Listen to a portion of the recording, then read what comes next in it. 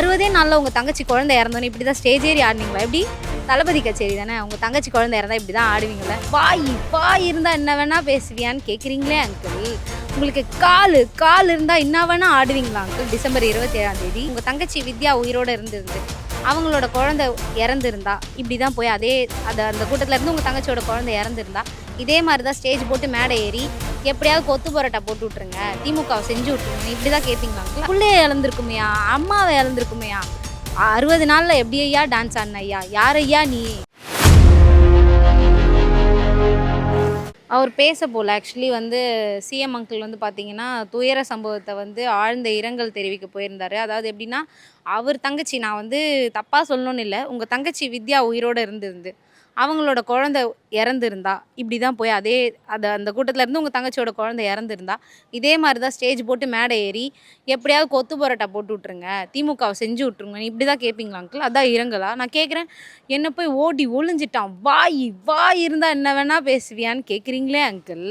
உங்களுக்கு கால் இருந்தால் என்ன வேணா ஆடுவீங்களா அங்கிள்? டிசம்பர் 27ஆம் தேதி 60 நாளில் உங்கள் தங்கச்சி குழந்தை இறந்தோன்னே இப்படி தான் ஸ்டேஜ் ஏறி ஆடினீங்களா? எப்படி?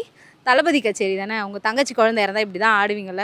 பிள்ளைய இழந்திருக்குமையா, அம்மாவை இழந்திருக்குமையா, 60 நாளில் எப்படி ஐயா டான்ஸ் ஆடின ஐயா, யார் ஐயா நீ? வினோதமாக இருக்கிய ஐயா நீ சொல்கிறது எல்லாத்தையும் அந்த கூட்டம் நம்புது பார்த்தியா? உன்னையே திட்டக்கூடாது ஐயா, அந்த கூட்டத்தை தான் ஐயா திட்டணும். ஒன்று சொல்லுது 2 ரோஜா பூ வச்சுக்கிட்டு, முடியலை, யாருமா நீங்கள்? அதாவது அது துயர சம்பவமாகவே பார்க்கப்படலைன்றது நல்லா தெரியுது. 41 பேர் இறந்ததை எங்கள் அண்ணனுக்கு ரோஸ் கொடுக்க வந்து எனக்கு அழுகாச்சும் வருது. அந்த ஒரு குழந்தை சொல்லும்ல, விஜய் படமே போட மாட்டேங்கிறாங்க, வீணா போன படமாக போடுக்கிறாங்க, டைலர் அங்கிள் அந்த ஸ்கர்ட்டை கொஞ்சம் மேலே ஏற்றி தைச்சி கொடுங்க.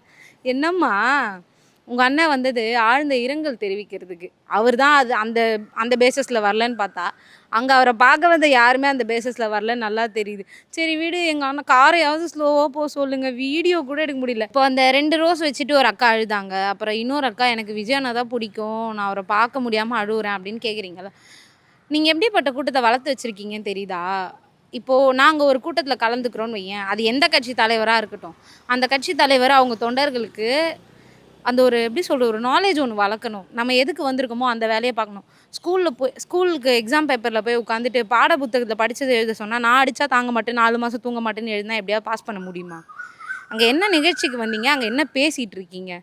வந்தது ஒரு துயர சம்பவத்தை நடந்துருச்சு, யாராலையும் நடத்தப்பட்டுச்சோ இல்லை அதுக்கு நீங்கள் காரணமாக இருந்தீங்களோ என்னோ ஒரு விஷயம், அதை பற்றி பேச வந்திருக்கீங்க. அதை பற்றி பேச வந்திருக்காரு, அதை பார்க்க வருவோன்னு உங்கள் தங்கச்சிங்க தம்பிங்க வரல, அந்த விஜிமா அங்கே வரல, அதுக்காக அந்த விஜிமாக்கள் அங்கே வரல, நீங்கள் அந்த விஜயும் அதுக்காக அங்கே வரல, கொத்து பரோட்டா போடுறத பற்றி பேச வந்திருக்கீங்க. நான் என்ன கேட்குறேன், குளத்தூரில் கொத்து பரோட்டா போட்டாங்க, 8 இடத்துல ஒரு தொகுதி கூட உங்களை வின் பண்ண விடாமல் கொத்து பரோட்டா போட்டாங்களே, அதையும் அதே ஸ்டேஜில் பேசிட்டு இறங்கியிருக்கலாம்ல, மாசாக இருக்கும்ல. பார்த்தீங்களா, ஸ்டாலின் அங்கிள் குளத்தூரில் கொத்து பரோட்டா போட்டாங்க, என்ன ஒரு 8 தொகுதியில் ஒரு சீட்டு கூட வாங்க விடாமல் பண்ணாங்க, அப்படி சொல்லி கொத்து பரோட்டா இந்த மாதிரியும் கொத்து பரோட்டா போட்டாங்கன்னு சொல்லி இறங்கியிருக்கலாம்ல.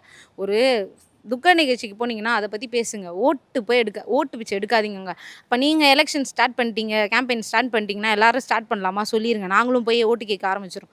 கரூர் மக்களுக்கு மூளையில் 1300 கிராமில் ஒன்று இருக்குன்னா அதுக்கேற்ற மாதிரி அவர் கேட்ட கொத்து பரோட்டாவை அவருக்கே போட்டு கொடுங்க. இப்போது அவங்க எக்ஸ்ட்ரா வின் பண்ணிட்டாங்கன்னு வைங்களேன், திரும்பவும் இதே ஆணவத்தோடு தான் சுற்றுவாங்க. நாங்கள் வின் பண்ணிட்டோம் பார்த்தியா, நாங்கள் ஜெயிச்சிட்டோம் பார்த்தியா. உங்கள் பிரச்சனையை பற்றி கடைசி வரைக்கும் பேச மாட்டாங்க. இந்த 60 நாளில் உங்கள் பிரச்சனையை பேசாதவங்க இப்போ வரைக்கும் இடைத்தேர்தலுக்காக தான் சுற்றிக்கிட்டு இருக்காப்புல. நான் என்ன கேட்குறேன், கொளத்தூர் போனீங்க, சீமான் போட்டியிடுற தொகுதி காரைக்குடிக்கு போனீங்க, எடப்பாடி பக்கம் ஏன் போகவே இல்லை இவர்? உங்களுக்கு அவரும் தானே எதிர்கட்சி தலைவர், அங்கேயும் போய் உங்கள் பிரச்சாரத்தை பண்ணியிருக்கலாம்ல. 4 முனை போட்டி எங்கெங்கெல்லாம் வருதோ அங்கங்கெல்லாம் போய் பிரச்சாரம் பண்ணி கொத்து பரோட்டா போடுவேன்னு சொன்ன நீங்கள், ஏன் அதிமுகவோட தலைவரோட தொகுதியில் போய் நீங்கள் பிரச்சாரம் பண்ணவே இல்லை? என்ன அங்கிள், பயமாக இருக்கா? தாமரை எதனா உங்களை அடிச்சிட போகுதுன்னு கேஸில் மாட்டியிருக்கீங்களே, பிடிச்சி உள்ளே போட்டுற போகிறாங்கன்னு பயமாக இருக்கா அங்கிள்? படம் எப்படியா சர்டிஃபிகேட் கொடுத்து இப்போ கட் பண்ணிங்க படத்தில் இருக்க சீன்ஸ் எல்லாம், இது முன்னாடியே கட் பண்ணியிருந்தீங்கன்னா இவ்வளோ பெரிய பிரச்சனையே இல்லை. படத்தில் ஏதோ ஒரு நிஜமாக எடுத்த ஷூட்டிங்ஸ் சீன் ஒன்று கட் ஆயிருச்சுன்ற மாதிரி சொல்கிறாங்க. ஏன் வெளி வந்தால் மாட்டிக்க போகிறோன்ற பயமாக இருக்கோ?